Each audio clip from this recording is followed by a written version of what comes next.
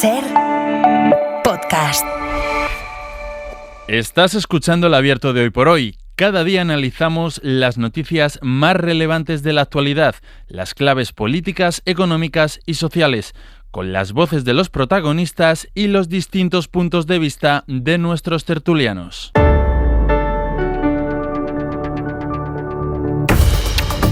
Tiempo para el análisis, tiempo para el abierto esta mañana, y lo voy a decir bien porque luego he pensado, a ver si la gente coge el coche y se va para la Rambleta de Valencia, que estamos en el Teatret de Xixona. Me lío, como hacemos tantas salidas y siempre estamos fuera. Teatret Xixona, todavía hay sitio por si alguien quiere venir, se da un paseo, que además creo que está saliendo el sol, lo estoy viendo por una ventanita. Nos ha sorprendido un poquito el fresquito que hacía esta mañana, esa cosa que tenemos en la cabeza. Vamos a la Can y ahí seguro que hace menos frío. Esta mañana hacía frío, pero el sol empieza a salir, es decir, que si ustedes se quieren dar un paseo y acercarse hasta el Teatret, desde aquí vamos a hacer este programa especial que de alguna manera va a servir para que la SER y para que Hoy por Hoy den la salida, y ya no voy a entrar en competición con los alcaldes, aunque luego aquí está la alcaldesa que le voy a preguntar por algo que tiene que ver con las luces de esta localidad. No voy a competir con ningún alcalde, pero nosotros hoy vamos a dar ya pistoletazo de salida a la Navidad desde Xixona. Decía mi compañera de Alicante antes, el lugar más dulce del mundo. Pues venga, desde aquí vamos a empezar nosotros la Navidad, y ya siento que vayamos a empezar con noticias que no son excesivamente dulces. Vamos con el análisis. Estefanía Molina, muy buenos días. Muy buenos días, Ángels. ¿Qué tal estás? Pues la verdad, muy contenta de estar aquí. Debo decir que obviamente esta es la tierra del turrón, pero os habréis dado cuenta que llevamos con turrón en el supermercado desde verano, o sea... Bueno, y luego hablaremos, porque lo del turrón ya no tiene estación. Ya no tiene estación, y eso es lo bueno. Ya no tiene estación. Carlos Sánchez, ¿qué tal? Muy buenos días. ¿Qué tal? Muy buenos días. Aquí encantado en esta coqueta iglesia. La verdad que ayer mientras estábamos cenando yo me acordaba de mi niñez, porque antiguamente todos conocíamos los estribillos del turrón. Sí. 1880, sí. El turrón más caro del mundo, ese tipo de cosas. La verdad que... Estuvimos haciendo repaso. Efectivamente. Y el lobo, qué gran turrón. Además me gusta que señales el lugar donde estamos, porque le llamaba el Teatret, pero es una antigua iglesia y es un sitio muy bonito, muy especial, coqueto. Muy especial para hacer el programa. E incorporamos esta mañana al análisis a alguien que ya nos ha acompañado en otras ocasiones, que es Salvador Guix, delegat de La Vanguardia a la Comunitat Valenciana. Salvador, buen día. ¿Qué tal, Ángels? Muy contento además de estar aquí. Quería comentar que yo de pequeño, yo soy de Alcira, y recuerdo a mi padre cuando yo era pequeño tenía la costumbre en Navidades, cerca de Navidades, coger el coche, acercarse de Xixona para comprar turrón. Y aún me queda el recuerdo del aroma de la ciudad, de esta ciudad tan preciosa, el aroma a almendra que se olía por las calles cuando se estaban ya las fábricas en plena producción, ¿no? Estoy encantado de verdad de estar entiendo aquí. Que mucha gente de la Comunitat Valenciana, luego hablaremos de esto, pero lo debe hacer, ¿no? Sí. La excursión hasta Xixona para comprar el turrón para la Navidad. Había dos tradiciones, una era, y otra era ir a Ibi a comprar juguetes. Aquí mucha gente lo sabrá que está aquí. Sí. Éramos a comprar juguetes porque las fábricas tenían sobreproducción y muchas veces te salían más baratos los juguetes a los padres, pero si venir a Xixona a comprar turrón era una tradición que yo le recuerdo en mi niñez como un efecto encantador de la memoria, ¿no? Pues venga, vamos a cosas menos lúdicas y menos agradables. Vamos a contarles la actualidad y vamos a empezar por lo que es la imagen en todas las portadas y el gran titular de una época del PSOE tocado. Muy tocado. Hace meses que estalló el caso y que fue engordando, pero ayer se produjo la decisión del juez, y ese momento en el que el furgón de la Guardia Civil llega a la ya famosa cárcel de Soto del Real ante una multitud de periodistas, pues queda para la historia de este país y para la historia del Partido Socialista. José Luis Ábalos, todavía diputado y exsecretario de organización del PSOE, exministro también, y ahora lo comentaremos con ellos, con un presupuesto a su disposición, el más elevado de todo el gobierno. Bueno, pues entraban en la cárcel y con él su mano derecha en el Ministerio, Koldo García. Miguel Ángel Campos, buenos días. Hola, buenos días, Ángel. Campos, finalmente, después de esa vistilla a los dos, los envía a prisión preventiva porque dice el juez que hay un riesgo extremo de fuga. Y aunque las defensas tanto de Ábalos como de Koldo dicen que no tienen dinero, que no tienen posibilidad de huir, el magistrado no se los cree y hasta apunta a dónde podrían escapar si tuvieran ocasión. Sí, a Iberoamérica. El juez habla, como decías, de riesgo extremo de fuga de Ábalos y Koldo por la cercanía del juicio oral y las altas penas de hasta 30 años de cárcel que le solicitan, así como las sanciones multimillonarias. El magistrado recalca que existen muy sólidos indicios de que ambos han cometido los delitos de pertenencia a organización criminal, cohecho, tráfico de influencias, malversación y uso de información privilegiada. Recuerda que en caso de ser condenados en su rango más bajo, deberían cumplir un mínimo de 10 años de prisión y y permanecerán en prisión preventiva hasta que se celebre este juicio por las mascarillas previsto para dentro de 3 o 4 meses. La defensa de Ábalos ha alegado que, tal y como ha corroborado la UCO, al exministro no le han hallado dinero ni patrimonio con el que fugarse y que tanto Ábalos como su antiguo asesor tienen un fuerte arraigo en España. El juez contesta que los investigadores han acreditado que el hijo del exministro ha ido aportándole dinero y podría seguir proporcionándoselo para escapar a la justicia. Pero si el hijo de Ábalos es el custodio de su dinero opaco, ni ha sido imputado ni el juzgado le ha registrado en busca de ese dinero. Por otra parte, el juez dice que Ábalos pudiera tener propiedades en Perú a través de la Fundación Fiadelso que pudieran servirle para su huida. El magistrado tampoco cree que se conculque el derecho de los electores que le votaron en Valencia. El tema de su participación política es un asunto que corresponderá resolver al Congreso vía reglamento, dice el juez. Ábalos ha manifestado que no tiene dinero ni a dónde ir y ha asegurado a la SER que su ingreso en prisión es una decisión política que persigue conseguir una declaración colaborativa. El juez ha rechazado el argumento, dice que si hubiera pretendido eso, una posición impensable para todo magistrado, le habría enviado antes a prisión y no a las puertas de la celebración del juicio oral. Campos, decías que 2-3 meses no se los quita nadie, hasta Sí. no hay ninguna posibilidad de que salgan antes del inicio del juicio. No, estamos ya a las puertas del juicio oral. Se ha tomado ahora esa decisión y no antes, precisamente para conjurar ese riesgo de fuga, porque ante la cercanía del juicio oral Sí. y las altas penas, pues se acrecienta ese riesgo y es impensable que se le deje en una semana o 2 semanas. No se ha establecido tampoco el pago de ninguna fianza. Van a permanecer con toda probabilidad en el centro penitenciario hasta que se celebre ese juicio oral previsto para 3, 4 o 5 meses incluso. En las manifestaciones previas públicas o en privado a través de WhatsApp con compañeros periodistas, Ábalos había manifestado el temor de que pasara lo que ha acabado pasando, que es su ingreso en prisión, terminar en Soto del Real. ¿Cómo son las primeras horas de ellos en ese centro penitenciario? Bueno, pues entrarían ayer tarde, lo hicieron sobre las 6 de la tarde conducidos por el furgón de la Guardia Civil, llegaron allí esposados dentro de ese furgón. Una vez allí, pues se fueron registrados, despojados también de su ropa y de aquellos elementos que pudieran tener, dinero, llaves, cualquier otro elemento con el que puedan hacerse daño. Se les proporciona, si no tienen, alguna ropa cómoda para pasar el día dentro del módulo de ingresos. Y de allí directamente, después de ser duchados y examinados por un psicólogo y el médico del centro penitenciario de Soto del Real, seguramente ingresaron ya en el módulo de respeto, donde pues figuran presos poco problemáticos y con toda probabilidad, si alguno no ha dicho lo contrario, si alguno ha dicho yo no quiero dormir con esta persona, pues seguramente les han colocado a Koldo y a Ábalos en la misma celda donde habrán pasado esta primera noche en Soto del Real.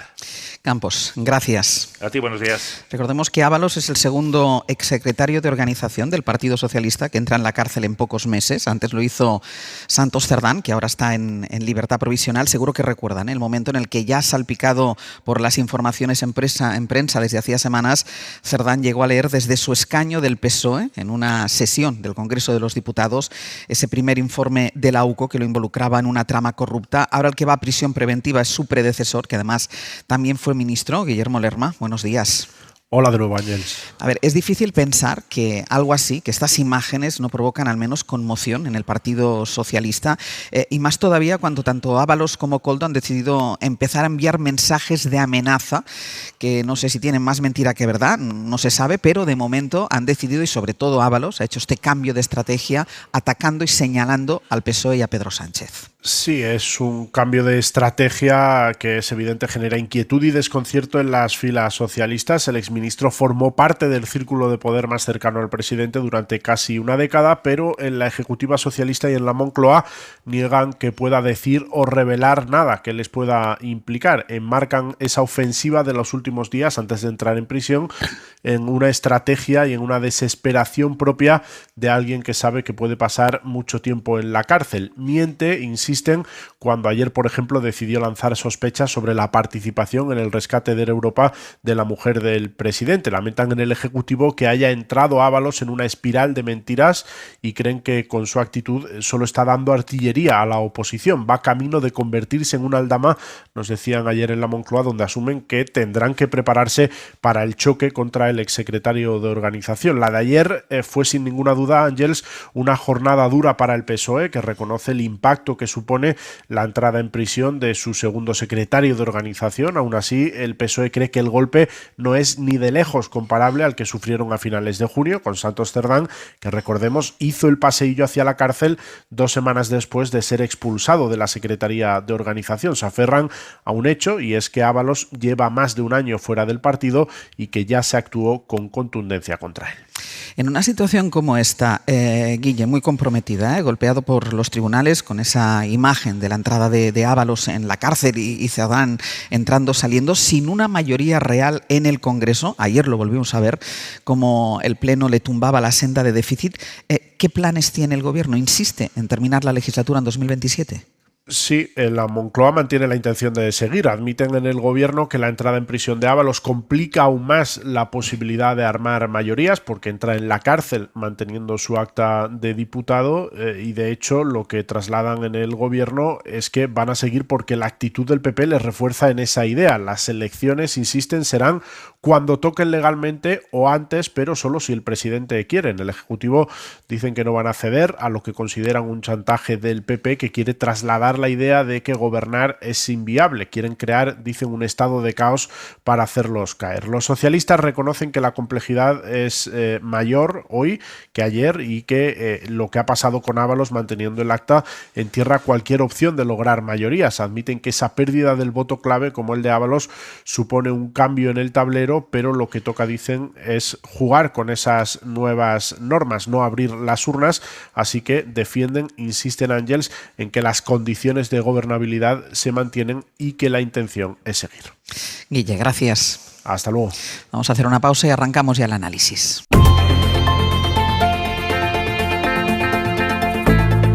El Abierto. Ser podcast. En El Abierto, hoy desde Xixona, con Estefanía Molina, con Carlos Sánchez y con Salvador Enguix. Antes de empezar el análisis, quisiera recordar unas palabras, porque hay que recordar que Pedro Sánchez, todo el mundo lo sabe, llegó a Moncloa después de una moción de censura que defendió en la tribuna de oradores del Congreso de los Diputados quien ahora está en la cárcel acusado de corrupción, que es José Luis Ábalos. No solo fue secretario de organización del partido, no solo fue ministro de Transportes, no solo fue hombre de confianza de Pedro Sánchez, sino que fue quien subió a la tribuna para hablar de corrupción. Hablaba en este tono. La diferencia es que hay algunos que dejan la vida política y otros se aferran a ella. La diferencia es que unos se enriquecen y otros no. No podemos normalizar la corrupción en nuestras vidas ni en las instituciones. Bueno, tremendo escuchar ahora, con la perspectiva, con lo que sabemos, con esa imagen de José Luis Ábalos entrando en la cárcel. Tremendo escuchar estas declaraciones, esta defensa que hacía de la lucha contra la corrupción, quien ahora, insisto, está en Soto del Real. Carlos, es verdad que el Partido Socialista dice que da por amortizado, pero es un golpe en la línea de flotación, no sé si del Partido Socialista, de Pedro Sánchez sí, porque a sus dos hombres de confianza tiene a uno en la cárcel y al otro lo tiene entrando y saliendo. Sí, por supuesto. Yo creo que en este caso, como en tantos otros, hay dos planos. Uno, el plano político, que es el que corresponde al Partido Socialista, y yo creo que no puede mirar para otro lado, no puede poner cara de póker, y como si no fuera con él. Yo creo que el Partido Socialista tiene que tener algún tipo de iniciativa política. Esto no pasa sin mayores problemas, en las próximas semanas se va a olvidar, porque eso es un procedimiento que va a durar mucho tiempo, luego habrá juicio, y por lo tanto yo creo que el Gobierno ha perdido la iniciativa política, que es el principal valor de un Gobierno. Un Gobierno tiene una ventaja respecto a la oposición, es que puede ordenar la agenda pública, y en este caso yo creo que es la agenda pública la que está ordenando al Gobierno, y por lo tanto perder la iniciativa creo que es muy malo para este Gobierno o para cualquier Gobierno, y por lo tanto tiene que tomar algún tipo de decisión, no sé cuál es, pero algún tipo de decisión, no puede mirar para otro lado. Y luego en el plano judicial sí que me gustaría hacer una reflexión de carácter general, no sobre este caso. Evidentemente el juez instructor, el juez ha tomado una decisión, además con el apoyo de la Fiscalía Anticorrupción, y hay poco que decir. Él da sus argumentos y son sólidos. Pero yo creo que desde el punto de vista de la opinión pública y de los ciudadanos, a mí me preocupan dos cosas que hemos poco reflexionado. Uno es el abuso de la prisión previsional. Creo que en este país se está abusando de la prisión previsional, y una de las cosas que se cambió en el Código Penal hace muchos años es que el escándalo público, el escándalo social ya no era un motivo para meter a alguien en prisión. Ahora hay 3 motivos perfectamente tasados, y me parece que muchos jueces están tomando el escándalo social, el escándalo público, como uno de los argumentos para mantener a la gente en prisión. Y estoy pensando en alguien que probablemente va a ir a juicio y que tiene cargos muy sólidos, que es como el señor Cerdán. Ha pasado varios meses en la cárcel y me parece absolutamente inapropiado. Y luego el asunto de la doble instancia judicial. Lo hemos visto con el fiscal general del Estado. Me parece que tenemos que hacer una reflexión sobre eso de que solamente sea un tribunal el que pueda condenar y no haya una doble instancia. Evidentemente, en este caso es porque es un aforado, pero el señor Koldo García no es un aforado y no va a tener doble instancia. Y eso yo creo que choca con muchas recomendaciones de Naciones Unidas, la necesidad de que cualquier ciudadano, cuando se le condene, cuando tiene un juicio, tenga una doble instancia para ver el contenido de ese proceso. Me parece que esas dos reflexiones habría que hacerlas. Empezando por la primera, Salvador, ¿es suficiente la asunción, la petición de disculpas? Yo no lo sabía, me han engañado. ¿Es suficiente lo que ha hecho el Partido Socialista? Les apartamos en su momento para saldar un tema como este. No, yo creo que no, pero más quería contarte dos cosas. Antes has hecho, Àngels, un buen repaso de lo que ha supuesto la relación entre Ábalos y el presidente Sánchez. Yo fui testigo, sabéis todos que Ábalos pertenece al PSPB, al Partido Socialista del País Valencià, y es un histórico de la organización valenciana. Yo estuve en el primer acto que organizó José Luis Ábalos para Pedro Sánchez en Chirivella para iniciar aquellas famosas primarias, como recordaréis, que acabó ganando Pedro Sánchez para recuperar la Secretaría General. Por lo tanto, la relación entre los dos ha sido una relación desde el principio muy intensa. Y yo he hecho en falta, los periodistas que hemos seguido a Ábalos toda la vida, he hecho en falta tres cosas. Primero, una explicación ahora, una explicación cuando lo apartó del gobierno de la Secretaría General del PSOE y una explicación de por qué lo volvió a colocar de número 2 del PSDB en las listas del 23J. Esto es lo que yo no acabo de entender.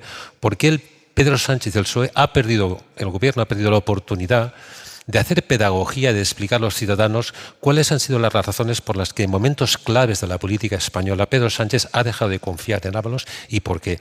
Yo creo que eso lo que ha hecho ha sido alimentar muchas sospechas que ahora sin ninguna duda están añadiendo muchísima presión contra Pedro Sánchez y contra el gobierno español. Ha faltado, Estefanía, transparencia por parte de Pedro Sánchez. Le hemos preguntado insistentemente, todos aquellos que hemos podido entrevistarle en ruedas de prensa, y esta es la pregunta clave: ¿por qué le apartó? ¿Por qué le puso otra vez en las listas del Partido Socialista del País Valencià? Pero el gobierno no lo explica. Pedro Sánchez no lo explica. No, por supuesto. Y la última vez que se le preguntó al presidente del gobierno fue en la comisión en el Senado, cuando se le llamó a declarar y la oposición insistió mucho en este tema. Y es una de esas preguntas que queda como, bueno, pérdida de confianza en un colaborador y usted añade ahí el motivo que considere. Y obviamente esa no respuesta junto al plano judicial, estoy de acuerdo con Salvador, pues a la gente le alimenta su idea o su confabulación de qué podría haber pasado ahí. Pero fíjate, para mí ayer la foto es el resumen, la metáfora de la legislatura. Plano judicial, exsecretario de organización y exministro en la cárcel, y en el Congreso se tumba el primer trámite para la aprobación de los presupuestos. Porque yo ahí sí estoy de acuerdo con el Gobierno que el momento de más consternación fue cuando Santos Cerdán salió el informe de la UCO. Yo creo que ahí incluso hubo un pico de opinión pública donde mucha gente de izquierdas estaba en shock y mucha gente decía, bueno, pues hasta aquí, ¿no? Esta legislatura ya no puede seguir. Pero ahora hemos entrado en una especie de fase de nueva normalidad, yo la he llamado así, donde parece que esto, bueno, sí, llueve sobre mojado, pero mientras Pedro Sánchez está ahí en el poder, yo creo que el argumento que ha logrado que cale la ciudadanía, y él mismo lo dijo cuando Santos Cerdán pues no convocó elecciones porque las puede ganar la derecha. Y eso, que es triste, porque no le permite a la gente ir a las urnas y valorar realmente qué opina de cómo el PSOE está gestionando todo esto, es un argumento que está ahí y creo que mucha gente ha empezado a comprarlo. En un clima de opinión también donde muchas personas progresistas ahora sienten hostilidad o sienten desconfianza, también porque el Gobierno ha tirado mucho de esa carta, ¿no? Yo quiero sobre la justicia. Hace poco, no hace mucho, se ponían tweets y se decía que Santos Cerdán, pues ánimo Santos, que esto es una conspiración ultraderechista, poco menos, ¿no? E incluso personas que habían estado en el Gobierno por parte de Podemos también habían defendido a Ábalos en su momento. Entonces, sí que había ahí como un, bueno, no es total, y luego da el vuelco. Pero yo creo que lo más importante es que ahora mismo no hay acción política. Tú le puedes vender a tu gente, bueno, mire, no voy a convocar elecciones porque las gana la derecha, pero mientras tanto estamos haciendo cosas. Pero es que ahora yo creo que han caído todos los argumentos. Es decir, obviamente el presidente yo creo que va a continuar, si no, no sería Pedro Sánchez, no estaríamos hablando de él, pero ¿qué vas a hacer ahora? Es que no tienes capacidad legislativa y Junts ya lo dijo, que ellos se apean. Yo solo vi una puertecita en un artículo que publicó un ex asesor de Puigdemont en El País, que hablaba del tema de las inversiones en Cataluña. Yo pensaba que esa palanca, que ellos creen que no se ha ejecutado suficiente, podía conducir el camino de los presupuestos, pero ayer vimos que no. Claro, es que lo que queda de legislatura va a ser una agonía. Es decir, ¿qué va a hacer este gobierno? Primero, por lo que está pasando en el Congreso de los Diputados, por esa falta de mayoría ahora ya clarísimo, los presupuestos no van a salir, los van a presentar, porque no tienen, y además se ha comprometido el gobierno, pero no van a salir. Y después el bombardeo judicial. Pero fíjate, además, la agonía esta de legislatura, siendo un poco cínicos, podría pensar que puede ser positivo en términos electorales. Es decir, en los próximos meses se va a recuperar el gobierno de coalición, se va a recuperar el Partido Socialista, vamos a hacer cosas incluso sin mayoría parlamentaria, pero vía Real Decreto o decreto ley que luego en algún momento pueda aprobarse, convalidarse en el Congreso, pero es que además electoralmente no es rentable. Es decir, yo estoy convencido que en los próximos meses va a seguir cayendo las expectativas de voto de la izquierda. Por lo tanto, cuanto antes lo hagas, mejor. Y es que yo tenía siempre, creo que como contar alguna vez, un redactor jefe que siempre me decía, en esta vida es mejor ponerse, Carlos, una vez rojo que tinto colorado. Y es mejor, a lo mejor, acabar al dar finiquitada la legislatura, convocar elecciones y luego recuperarse. Porque es que probablemente va a tener un coste. Este goteo de pérdida de votos creo que ya no está ensanchando la base electoral. Claro, y después hablaremos de la boda entre el PP y Vox y la ultraderecha aquí en la Comunitat Valenciana. Pero claro, fiarlo todo, Salvador, que es que si no gobernamos nosotros, es que viene la ultraderecha como argumento, yo creo que ya está superado. Sí, pero Carlos, yo creo que he dicho para mí un elemento fundamental, y es que llega un momento en el que cuando tú no tienes ya capacidad de acción legislativa, cuando ves que ya no tienes capacidad de llevar adelante ni siquiera, que yo creo que es la tercera vez que puede prorrogar los presupuestos, cuando llega esta situación, es decir, de facto tienes un gobierno paralizado, o sea, no puedes, porque al final si la acción política la tienes paralizada, si no eres capaz de convencer y de lograr mayorías en el Parlamento, o sea, hay que preguntarse qué sentido tiene entonces poder mantener un gobierno que tiene esta situación. Porque yo coincido con Carlos que a lo mejor tal vez alargar demasiado esta agonía puede ser incluso perjudicial, incluso de cara a un combate electoral, pero que se añadir un elemento más, y es que además afrontamos en breve 3 periodos electorales importantes en España, donde el PSOE va a tener que jugarse y va a tener que ver cuál es su posición electoral. Primero en Extremadura, en diciembre, después tenemos Castilla y León y Andalucía. Yo creo que el PSOE debería comenzar a pensar seriamente, más allá de la situación de Pedro Sánchez, en qué situación quiere contemplar de cara a la geografía española los diferentes combates electorales autonómicos que tiene por delante. Yo creo que alargar la agonía o no ser capaz de superar esta situación puede acabar perjudicando muchísimo al PSOE en todas las situaciones que pueda presentarse electorales. Sí, yo estoy de acuerdo con lo que dice Salvador, y es más, también hay un pecado original en la actual configuración del PSOE, y es muy presidencialista. Los candidatos que van a ir a las elecciones autonómicas llevan el sello Pedro Sánchez, prácticamente todos. Bueno, muchos forman parte de su gobierno. Exacto, María Jesús Montero, etcétera, ¿no? Entonces, incluso en Extremadura, una persona que también está en un procedimiento judicial, imputada. Gallardo, exactamente. Entonces, ya hay un punto que es el único que se ha desmarcado de todo eso es Paje, y parece que es el único que aguanta, ¿no? Para algunas cosas, evidentemente, es incómodo para el gobierno porque tiene una línea muy distinta que se parece más a opiniones que tiene la derecha, pero su propia personalidad distintiva es lo que le permite aguantar el tipo. Yo creo que esto en el futuro para el PSOE habría que reflexionarlo, que haya esa extrema dependencia entre lo que es la organización central y las baronías, que yo creo que no se había producido nunca. Es decir, creo que el PSOE siempre había tenido esos varones más diferenciados. Pero también apuntaba Salvador el tema de por qué aguanta. Aquí también hay una realidad. Mientras Pedro Sánchez aguanta, ¿qué está pasando en la derecha? Es lo que digo yo, la sed de motosierra. Mientras siga este gobierno, está subiendo Vox. Y esto para la izquierda, de algún modo, lamentable, ¿no? Porque la ultraderecha sube, pero eso es lo que hace que debilita al propio PP. Y a lo mejor nos vamos a un gobierno de Feijóo, y ahora lo hablaremos, muy debilitado. ¿Por qué? Porque tienes una ultraderecha que a lo mejor está pisando los talones al PP y va a hacer una gobernabilidad muy difícil para el PP. Déjame que a la vuelta voy contigo, Salvador, que tengo que ir a publicidad. Y a la vuelta, que era sobre el perfil de las varonías que decía ella. A la vuelta lo retomamos y además iremos también a la reacción del Partido Popular, porque no hay cosa que afecte al PSOE que no sea respondida con una declaración institucional solemne por parte de Alberto Núñez Feijóo, y ayer salió para convocar una manifestación este domingo. A la vuelta vamos con todo.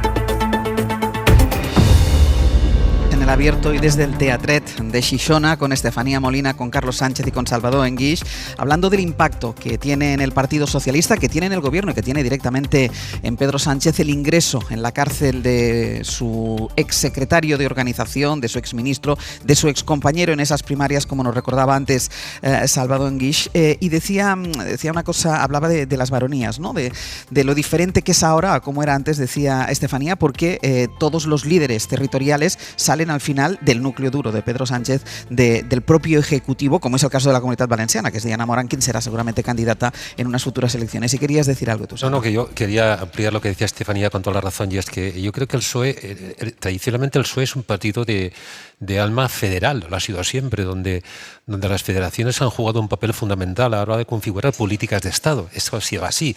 Hemos de conocer además la génesis. Sin embargo, yo creo que Pedro Sánchez ha ido evolucionando el PSOE hacia un modelo muy presidencialista, que tiene seguramente la parte positiva, que Pedro Sánchez carga con toda la responsabilidad y eso le ha permitido afrontar los combates electorales, pero tiene una parte muy negativa, y es que en estos momentos la implantación territorial del PSOE es muy débil y le da una ventaja al PP y a Vox enorme a la hora de plantear los próximos combates electorales autonómicos. Entonces yo creo que ahí el PSOE se equivoca a la hora de incluso traicionarse a sí mismo, abandonando lo que ha sido una tradición en la que además los órganos federales internos del PSOE ya no tienen ninguna capacidad ni maniobra a la hora de decidir o de influir en Pedro Sánchez. Yo creo que ahí Pedro Sánchez y el PSOE se equivocan, y yo creo que lo podemos ver en los próximos combates electorales autonómicos. Sí, además, fíjate, ese presidencialismo que no es propio de España, sino que realmente está en el conjunto de los sistemas políticos parlamentarios y las democracias liberales, cada vez son sistemas que son más presidencialistas. El caso de Estados Unidos es un poco de libro, Francia tiene históricamente ese modelo,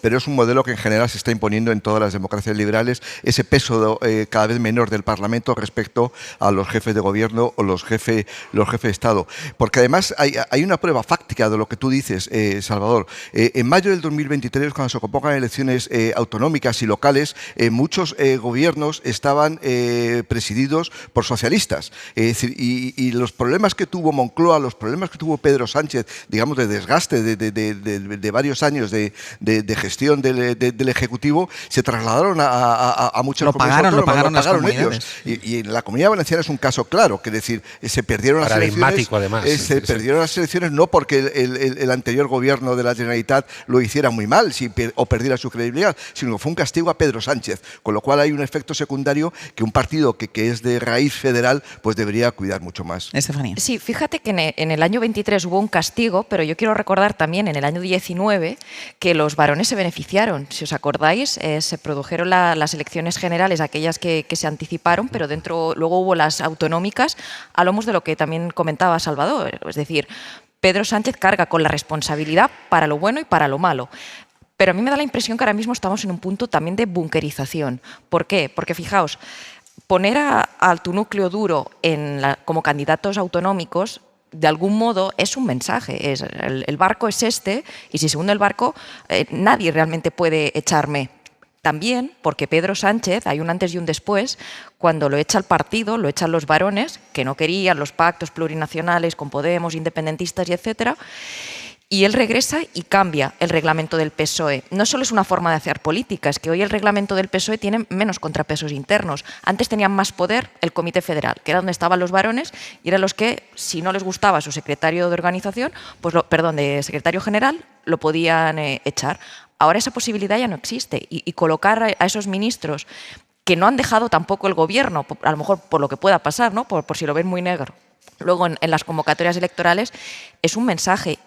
Y luego, que hoy es el PP, a veces decimos que Feijóo tiene una personalidad política aún muy débil, pero es el PP ese partido federal. Y yo creo que eso también explica ese sentimiento de que tiene varones muy diferenciados y fuertes. Mira, vamos a ir a la reacción del PP y a la reacción de los socios, porque ayer les contábamos, lo decíamos ahora en el boletín de las 9 también, Ábalos no ha dejado su acta de diputado, de manera que desde la cárcel sigue siendo diputado, aunque como les contábamos antes, no tiene ni derecho a sueldo ni derecho a voto. Pero claro, ¿qué pasa? Que esto complica todavía más, si cabe, las cuentas parlamentarias del gobierno. Y la pregunta es si corre el riesgo de que se estropeen todavía más y que las cuentas, evidentemente, le cuesten más de cuadrar. Los socios que sí le han sostenido durante todo este tiempo también empiezan a generar alguna duda. Josué Coello, buenos días. ¿Qué tal, Ángels? Buenos días. Porque claro, esos socios, viendo todo lo que está pasando, toda la secuencia de los últimos días, de las últimas semanas, presionan. Algunos dicen que ven un PSOE más blando cuando se trata de su propia corrupción, pero claro, eso no significa que estén dispuestos a romper.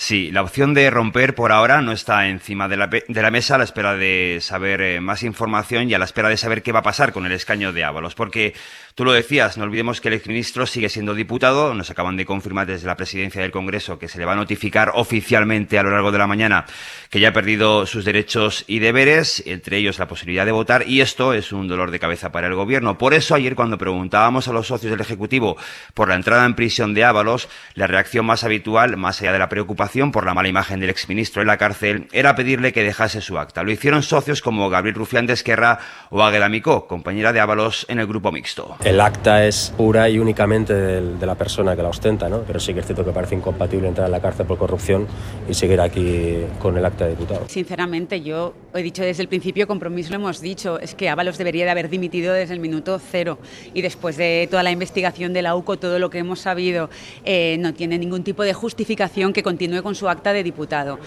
Otra cuestión es qué van a hacer los socios con Ábalos entre rejas. Es cierto que ha crecido la preocupación conforme se sucedían los acontecimientos, pero por ahora la amenaza de ruptura no es tal, al menos a corto plazo. Nos dicen que no ha habido ningún cambio respecto a una hipotética financiación ilegal del PSOE. Ese es el argumento de los socios del Ejecutivo. Y esta es la línea roja. Lo que sí hay es un enfado que va más en grupos como, por ejemplo, Podemos, que exige la misma contundencia si la corrupción afecta al PSOE o al PP. Yone Belarra hablaba de una gravedad enorme.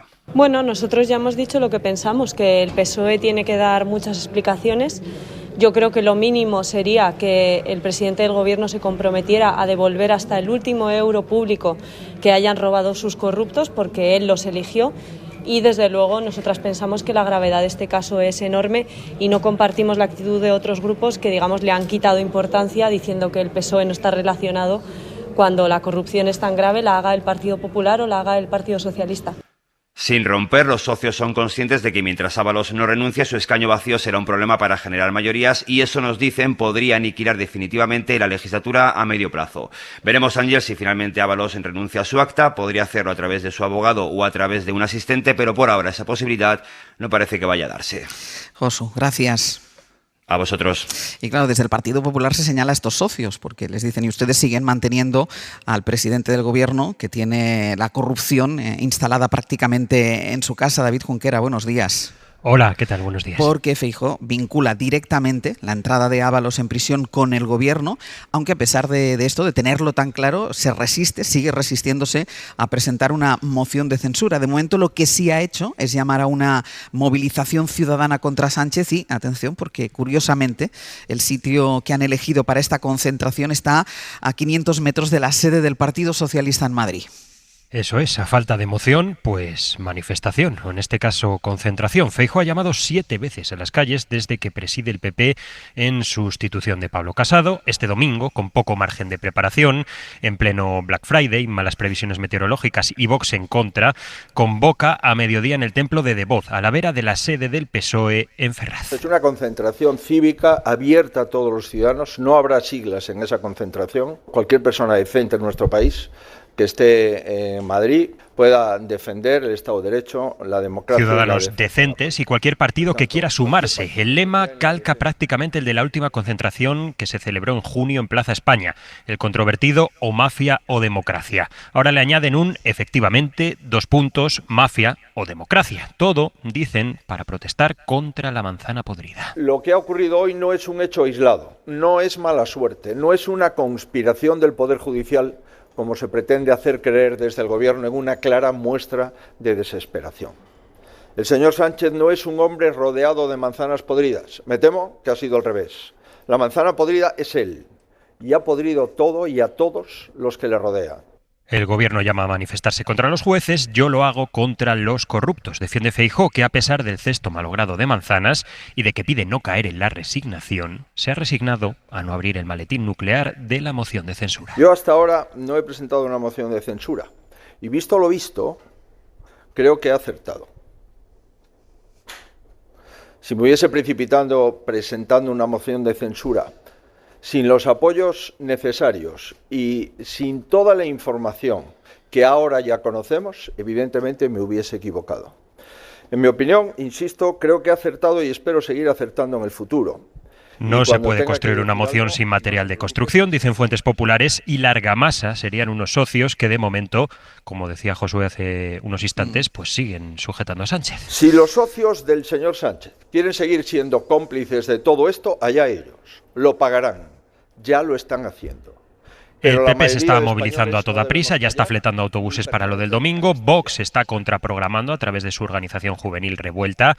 Para estos sí que no hay problema, no se andan con rodeos, directamente llaman a Ferraz, a la puerta de Ferraz, a partir de la 1 del domingo. Junquera, gracias. Gracias. El domingo será un festival Madrid. Salvador, Feijóo no gobierna porque no quiere y no presenta una moción de censura porque no le salen las cuentas. Pero una moción de censura puedes perderla, pero puedes salir ganando, incluso perdiéndola. De hecho, lo hemos visto en la historia de la democracia española, como aquella famosa moción de censura de Felipe González. Pero yo sí que creo que lo que está intentando el PP, con una connivencia obvia con Vox, es generar el marco de que hay que tirar a Sánchez. Lleva mucho tiempo así, pero es verdad que todo lo que estamos comentando esta mañana le está dando más argumentos para movilizar en un momento determinado a la gente con este objetivo. Es decir, de tal manera que se intenta opacar todo aquello que hace el gobierno en otras políticas que están desarrollando, incluso algunas políticas positivas para la sociedad española, con el único objetivo de generar este marco. Y yo creo que esta es la estrategia que va a seguir Feijóo a partir de ahora, intentar desgastar, que vaya pasando el tiempo para que Sánchez llegue a las peores condiciones posibles a un combate electoral a las elecciones generales. Carlos. Sí, pero fíjate, hablábamos antes del presidencialismo que se está adueñando de los sistemas políticos, de las democracias liberales, y ese concepto de que hay que tirar a Sánchez tiene un coste en términos de credibilidad de la democracia. Es decir, la democracia tiene unos sistemas, unos procedimientos de derribar gobiernos, y son perfectamente legítimos y además están en la Constitución. El señor Sánchez fue elegido por el Parlamento y será el Parlamento el que tenga que separarlo del cargo del Palacio de la Moncloa. Por lo tanto, ese mensaje conlleva un discurso muy antidemocrático. Es decir, es la calle la que tiene que echar a Sánchez. No, pero me da igual que sea Sánchez o el propio señor Feijóo. La izquierda muchas veces ha tenido esa tentación también. Si vamos a derribar al gobierno movilizándonos, no. Evidentemente es legítimo movilizarse contra la derecha, contra la izquierda o contra quien sea. Pero yo creo que ese mensaje de que hay que derribar a Sánchez yendo a manifestarse a Ferraz o yendo al templo de Devot, creo que al final trasluce un beneficio para la extrema derecha, que es la que no quiere sus sistemas parlamentarios. Los sistemas parlamentarios tienen unos procedimientos y hay que cumplirlos. Es decir, que no significa que no sea legítimo manifestarse, por supuesto que sí, pero ese mensaje de que hay que derribarlo da la sensación de que hay que buscar cualquier fórmula para echarlo de la Moncloa.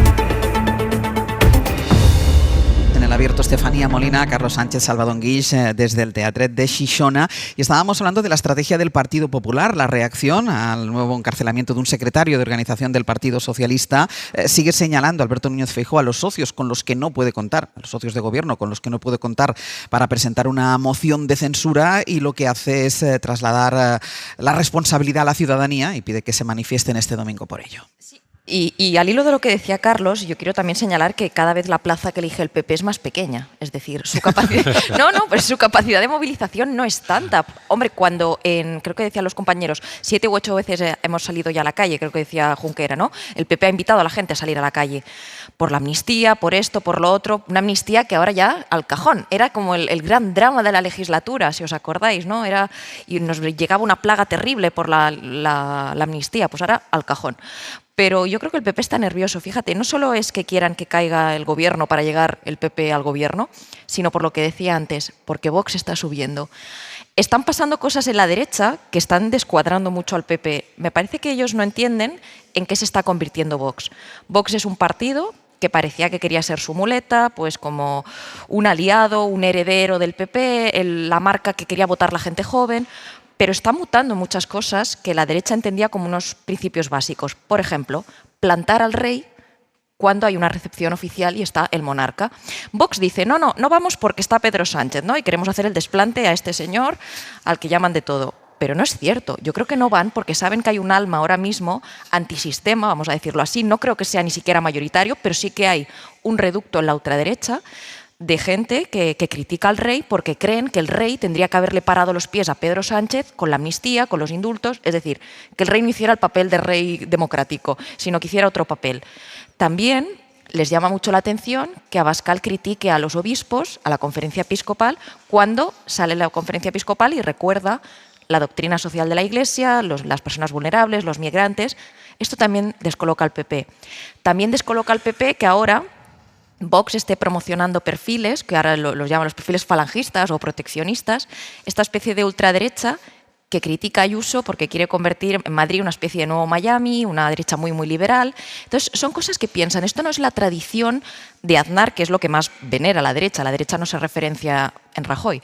Entonces, creo que están muy nerviosos y ven que la gente joven, cada vez esa lepenización que se está dando en el electorado de Vox, lo vota gente parados, personas desempleadas, jóvenes muy precarios, operarios de fábricas, que no encuestan el país. Entonces, el PP no está entendiendo eso y yo creo que le genera mucha ansiedad porque ve que mientras no caiga este gobierno, sube esa sed de motosierra, esa necesidad de que llegue una fuerza muy dura, que sea Vox o el que sea, y arrase todas las leyes de la izquierda. Estará nervioso, pero en cualquier caso va alimentando a la ultraderecha y la prueba la tenemos aquí en la Comunidad Valenciana y ahora vamos a ir a ello porque la imagen, ayer fue la entrada en la cárcel de Ábalos y de Koldo, pero el sonido del día fue este.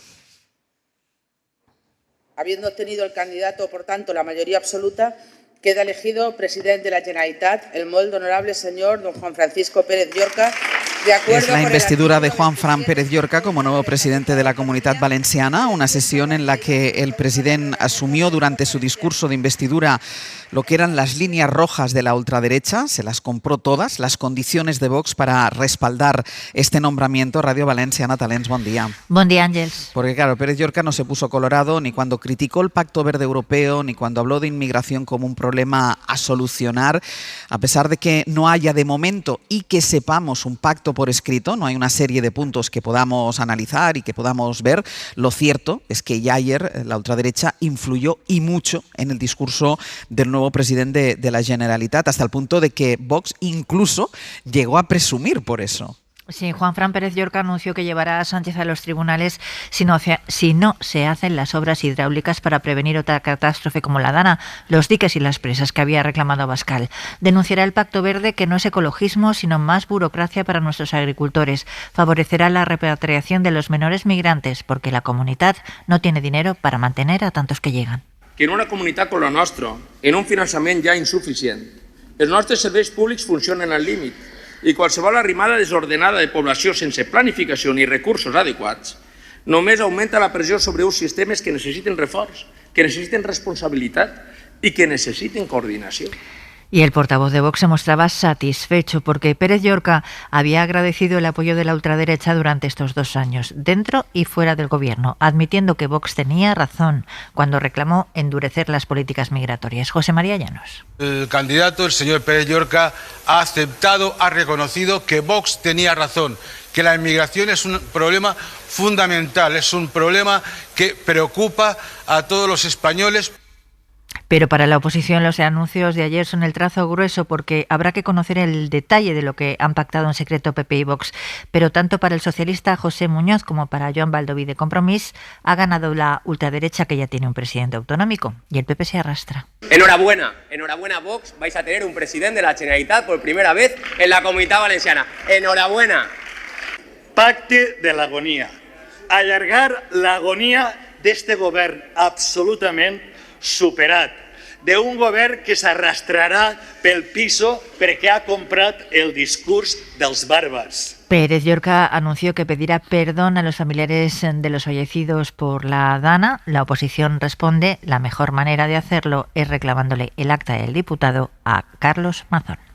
Ana, gracias. De nada. Será el martes que viene cuando Pérez Llorca tome posesión como presidente, a la espera de que esto se haga oficial, y en vista de lo que ocurrió ayer en esa sesión de investidura, hay 2 preguntas clave ahora mismo. Julián Jiménez, buen día. ¿Qué tal? Buen día, Ángel. Y básicamente esto sería: ¿qué podemos esperar en estos primeros meses? Si habrá nuevos nombramientos y, sobre todo, ¿cuál puede ser la línea del gobierno de Pérez Llorca? Sí, según Juan Fran Pérez Llorca, se abre a partir de ahora una etapa marcada por el diálogo y el acuerdo. Trabajar desde el diálogo, desde la sensatez, desde la búsqueda de acuerdos. Yo creo que sobra la crispación, creo que sobran los insultos.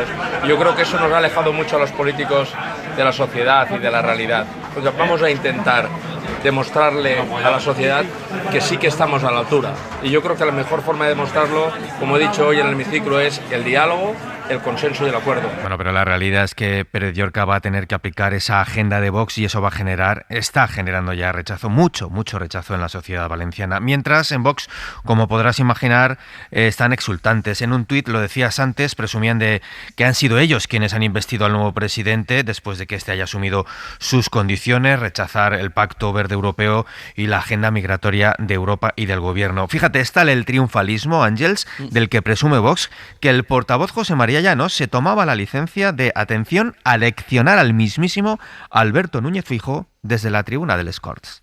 Espero que las escuche el señor Feijóo o la señora Guardiola en Extremadura, que no ha tenido escrúpulos en obligar a los extremeños a pagar unas elecciones anticipadas para eludir la voluntad de la mayoría que expresaron en mayo de 2023. Confío sinceramente y plenamente en que usted pueda explicar a su partido que es posible gobernar con lealtad a todos los españoles, sin estafas, con sentido común, con verdad y con absoluta generosidad. Y me detengo ahora en una cuestión, Ángels, que también avanzabas antes. Recordarás que ayer a esta hora destacábamos el hecho de que, a diferencia de lo que hizo Mazón para su investidura, en esta ocasión no se ha firmado ningún acuerdo. Bueno, pues ayer en la tribuna PP y Vox seguían sosteniendo lo mismo, que no es necesario. En Vox no hemos querido firmar un acuerdo de investidura a cambio de dar la confianza al candidato a la presidencia de la Generalitat. Y no lo hemos hecho porque ya se ha demostrado que el PP del señor Feijóo en muchas ocasiones considera los pactos papel mojado. Por ello hemos preferido escucharle, que el candidato que pide la confianza de esta Cámara expusiera hoy sus compromisos en sede parlamentaria, con luces y taquígrafos. Vinc a esta sessió sense cap acord tancat en ninguna formació política. Però vinc a la determinació d'acabar esta sessió amb un pacte que ja li propose i que deu de ser, i que es deu de dir, el pacte de les Corts. Vengo a esta sesión sin cerrar ningún acuerdo, reconocía el propio Pérez Llorca. A partir de ahora,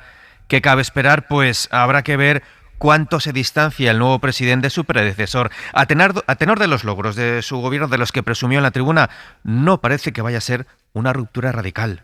Sempre canvien coses, no? Perquè tots no som iguals, tots tenim un caràcter diferent, coincidim en moltes opinions, però també opinem en algunes coses de forma diferent. Per tant, jo crec que canvis se notarà. Todos no somos iguales, tenemos carácter diferente, coincidimos en muchas opiniones, pero también pensamos diferente, decía Pérez Llorca, para referirse al nuevo Consell, al nuevo gobierno que ha de formar, aunque se da por seguro que repetirán muchos de los consejeros de Mazón. Un diputado mazón que ayer solo se dejó ver en Les Corts para votar y que se borró de la fotografía de todo el grupo con el nuevo presidente. Julián, gracias. Un abrazo. Voy a empezar por ti, Salvador, tú eres de aquí. Claro, es que yo estaba escuchando y me estaba recordando un poco, dice, no hay nada por escrito, pero tú vas a decir lo que nosotros queramos que digas. Estaba pensando como cuando alguien está secuestrado, que hace una declaración poniendo en boca lo que le dicen los secuestradores. Esto fue ayer el discurso de Pérez Llorca. Evidentemente, presume de ello Vox que no le hace falta ningún papel firmado, porque sabe que va a hacer todo lo que Vox diga. Yo quisiera poner sobre la mesa dos cuestiones que yo creo que deberían que amplían para mí la perspectiva. Primero, el pacto entre el PP Valenciano y Vox se firmó el 28M. Después del 28M. Es que yo creo que es muy importante que tengamos este punto de referencia. En aquel momento Carlos Mazón ya cerró con Vox un pacto, que era un pacto además con puntos muy concretos, que se revalidó hace aproximadamente este año, el 2025, con la aprobación de los presupuestos de la Generalitat, en los cuales Vox volvió a apoyar con la Dana con la tragedia de la Dana, volvió a apoyar el pacto con Vox, además haciendo más cesiones a Vox, recortes en materia de cooperación, recortes a sindicatos y a patronal, guerra cultural contra el valenciano, y que recientemente tuvo otra complicidad importante en las Cortes con la eliminación de la Comisión de la LGTBI, con la Comisión de los Derechos Humanos o con la exigencia de que la Generalitat estableciera estadísticas de migrantes y nacionales. Es decir, que yo creo que nos equivocamos si pensamos que lo de ayer era un pacto. No, ayer fue un capítulo más de la serialización que se comenzó el 28M, que por cierto acabó perjudicando a Feijóo. Y un apunte más que yo creo que es importante. Lo sucedido ayer apela a Alberto Núñez Feijóo directamente. Es que yo creo que esta es la perspectiva como tenemos que ver lo que sucedió ayer en las Cortes Valencianas. Lo que sucedió ayer fue un mensaje de Vox a Alberto Núñez Feijóo, en el cual le dijo: yo te permito que sigas gobernando la Comunidad Valenciana, te permito que no convoques elecciones anticipadas, que hubieran sido un riesgo enorme para el PP de perder la Generalitat, pero te lo permito porque ahora vamos a empezar a hablar de aquellos asuntos que a nosotros nos interesan, que son elecciones en Extremadura, en Castilla y León y lo que pueda suceder en el futuro en Andalucía.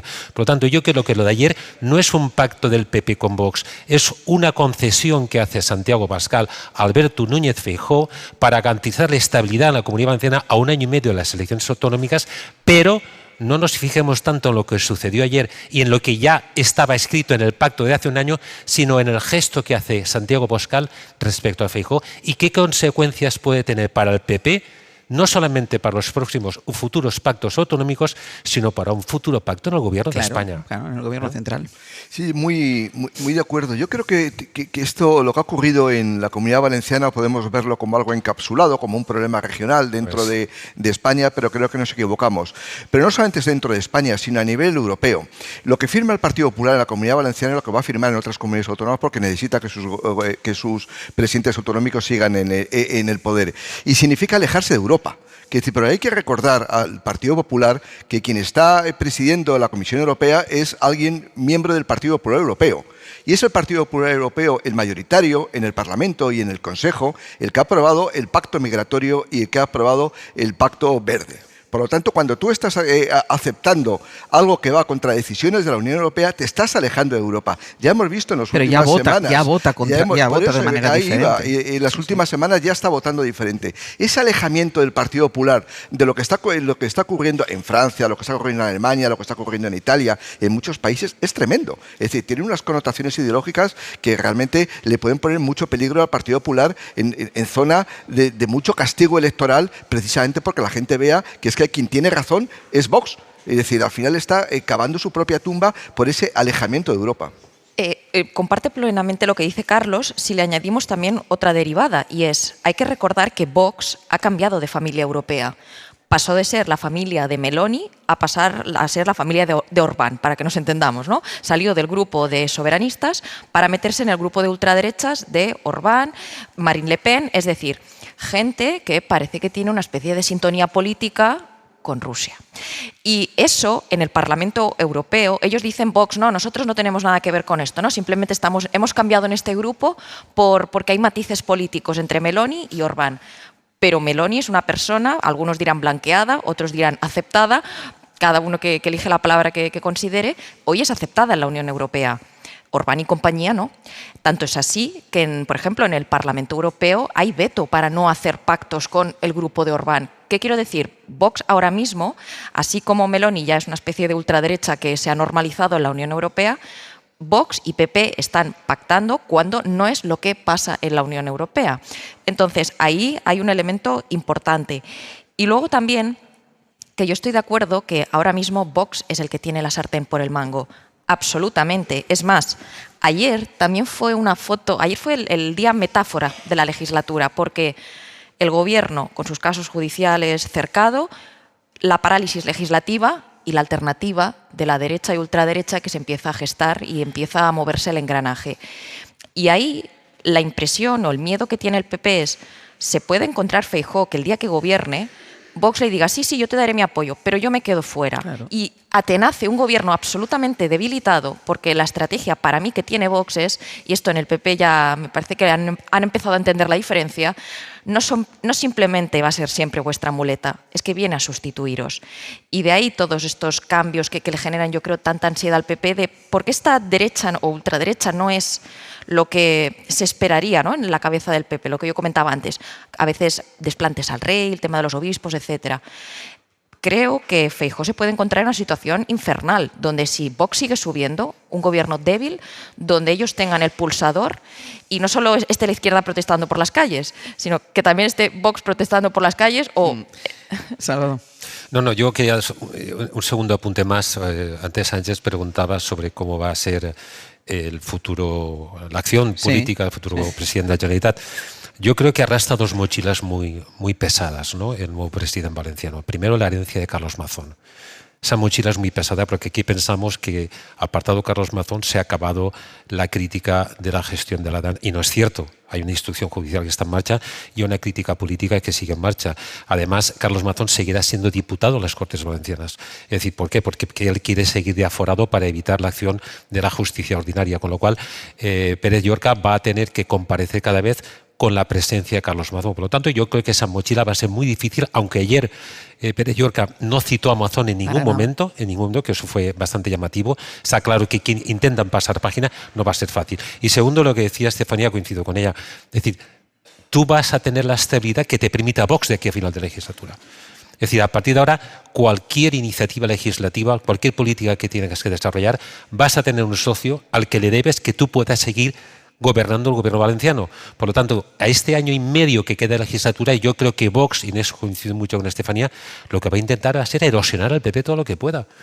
Porque además el malestar generado de la DANA, según todas las encuestas, saca más beneficios a Vox. Por lo tanto, Vox va a intentar, o sea, le ha dado la presidenta de la Generalitat, pero yo creo que el precio que va a pagar Pérez Llorca en los próximos meses puede ser duro para el PP valenciano. Sí, porque además Vox ha cambiado de estrategia. La estrategia de mayo de 2023 era entrar en los gobiernos, gestionar, tener un coste político, un cierto desgaste, y eso se lo abandonó. Es decir, y ahora lo que tiene es política de manos libres. Es decir, yo te apoyo cuando me interese y cuando me interese te dejo caer. Lo que ha ocurrido en Extremadura y lo que va a ocurrir muy probablemente en Valencia antes de 2 años. Es decir, en un momento dado Vox puede decidir que deja caer a Pérez Llorca y lo deja caer a Pérez Llorca. Yo creo que esa estrategia le está dando muy buenos resultados a Vox y la va a continuar en el tiempo. Entre otras cosas porque el objetivo estratégico de Vox, y eso lo dice permanentemente el señor Abascal, es que el Partido Popular y el Partido Socialista son la misma cosa. Sí. Por lo tanto, yo no tengo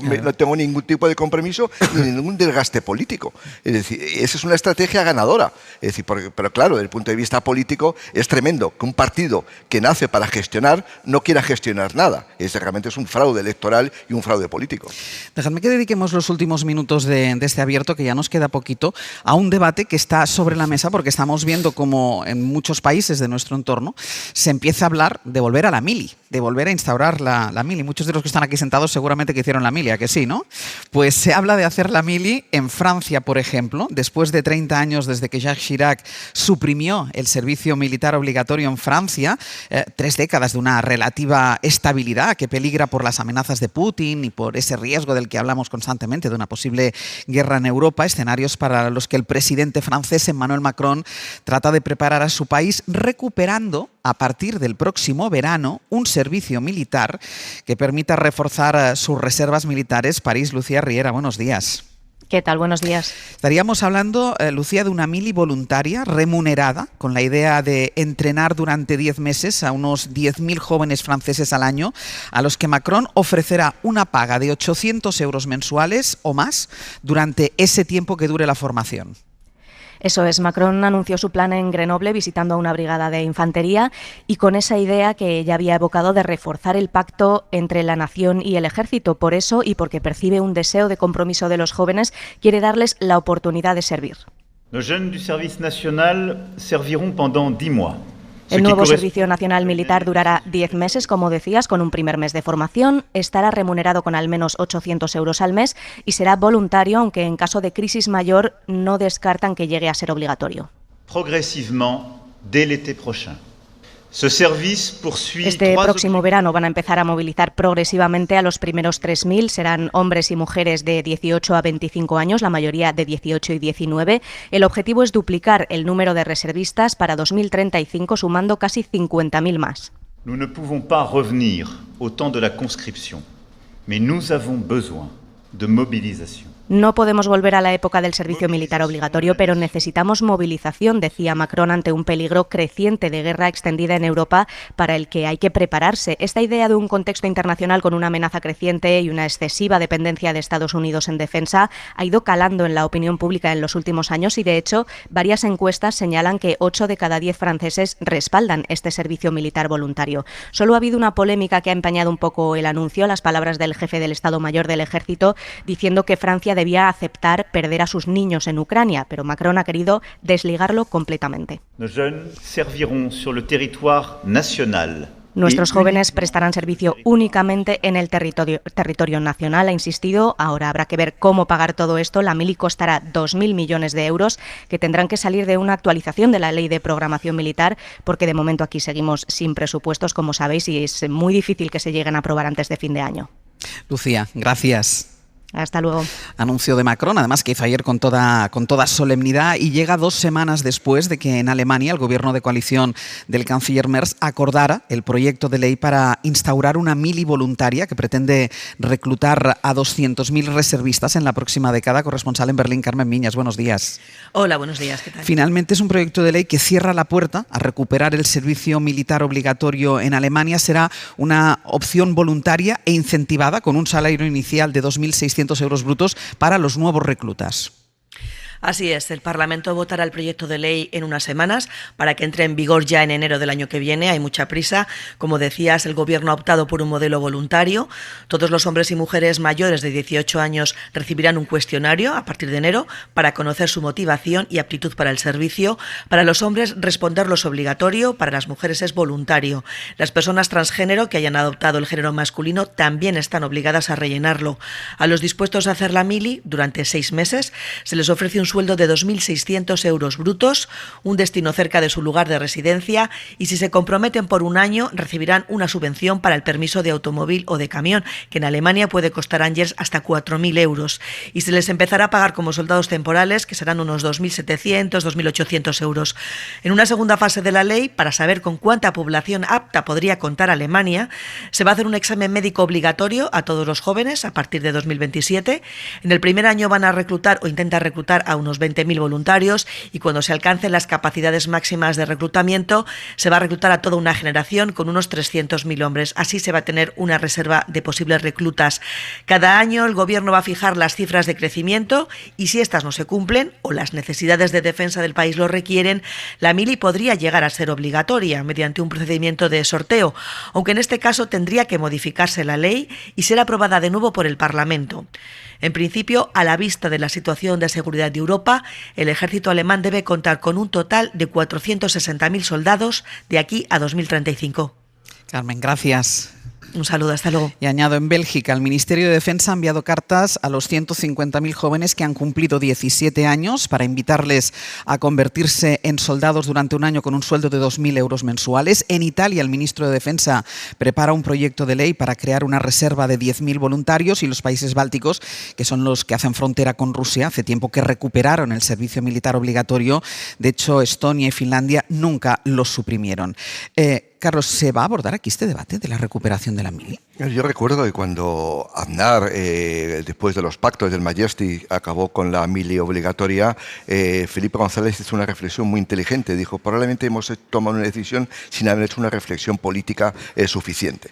Evidentemente el contexto ha cambiado radicalmente. En aquel momento Rusia estaba en el G8, no había ese conflicto de Ucrania, y por lo tanto ha cambiado radicalmente el escenario. El caso de Francia es muy llamativo porque además nuestra corresponsal ponía énfasis en el discurso del jefe de Estado mayor del ejército, que se llama, por cierto, Fabián Mandón, vaya apellido para que quiere mandar a los soldados a Ucrania. Para un general. Y él planteaba 2 cosas que yo creo son muy importantes y que probablemente han pasado inadvertidas para la opinión pública española.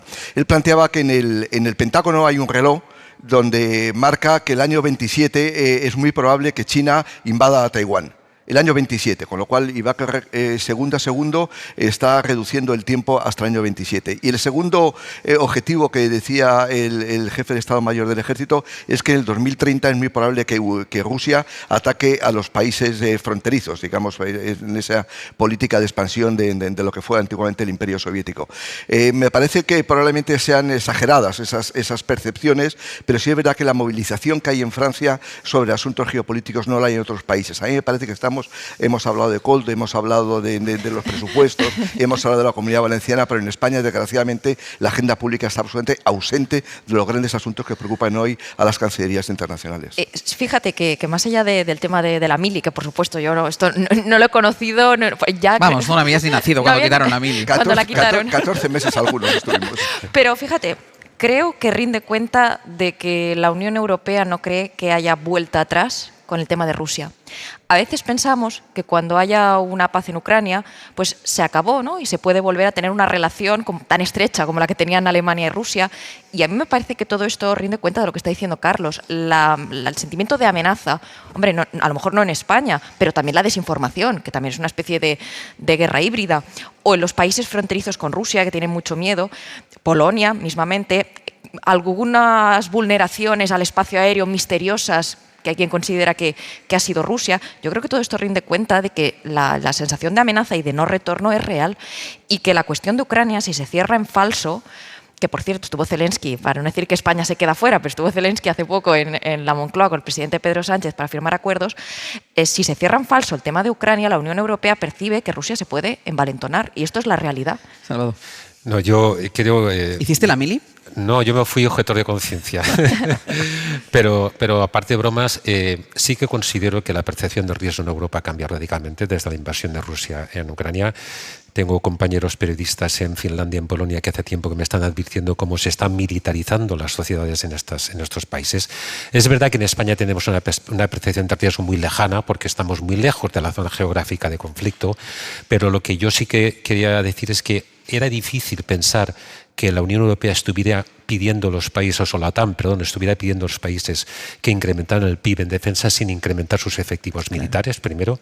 Y segundo, yo creo que, si leemos un poco de historia, sabemos que solamente un ejército profesional bien preparado puede ser capaz de afrontar riesgos como los que plantea Rusia. Por lo tanto, yo espero que la mili obligatoria no vuelva, porque yo tengo amigos que lo pasan muy mal, pero sí que comprendo, o sea, intento comprender que en estos momentos haya países que vean esta percepción del riesgo como algo real y que pueda ser una condición geopolítica grave en los próximos años. Pero sí que hay un argumento muy débil por parte muy brevemente, por parte de Francia, es decir, tiene legítimamente, puede tener sus objetivos aumentar la fuerza militar de Europa, que es alrededor de 1,2 millones de soldados profesionales hoy en día en Europa, mientras Rusia tiene una cifra muy parecida. Pero claro, lo que no está haciendo Francia es provocar lo más importante, más que aumentar el número de militares, la integración de la industria de defensa europea. Francia es el primer país que no quiere compatibilizar sus ejércitos con los de otros países europeos.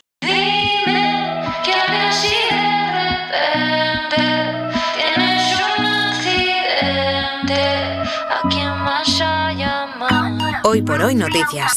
Ser podcast.